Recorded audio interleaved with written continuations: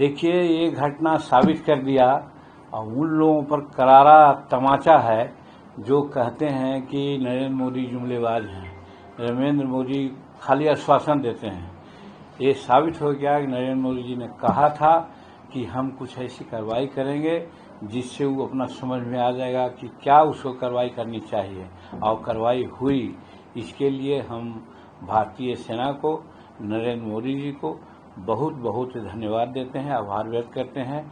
और हम बहुत पहले कहा था समस्तीपुर में कि भाई यहाँ पर छोटी बात हो जाती है कि हम जिस जात के हैं उसको मुसहर भुइयाँ कहते हैं। मुसहर का मतलब है मूसाहर, माने मूस जो होता है चूहा होता है, किस बिल में रहता है मुसहर खूब जानता है और खींच करके मारता है। यही हमने कहा था समस्तीपुर में कि उसी प्रकार से हमारी सेना उन दुश्मनों को, वो आतंकवादियों को जहां भी रहेगा उस मांद से खींच करके मारेगा। तो आज 9 जगह में उसको मारने का काम किया है। इसके लिए हम बहुत आभार व्यक्त करते हैं। और जय हिंद का नारा जो दिया गया है, सही मैं जय हिंद का नारा बुलंद करता हूं और भगवान से प्रार्थना करता हूं कि हमारा जय हिंद का नारा सदा बुलंद रहे और अतिताइयों को इसी प्रकार से सबक सिखाते रहे।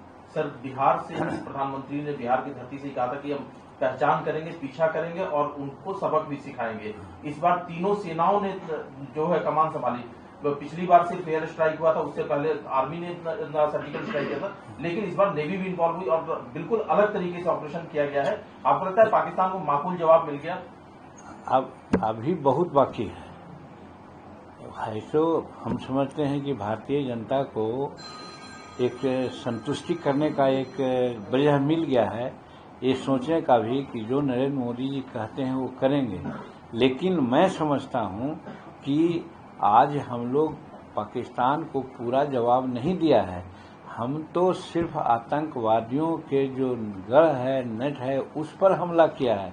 अगर पाकिस्तान कुछ दूसरे रूप में बहकावे में आ जाएगा तो उसका भी ऐसा जवाब मिल जाएगा जिसके जवाब का वो कल्पना नहीं कर सकता है। यही प्रधानमंत्री जी ने समस्तीपुर में बिहार की धरती से कहा था।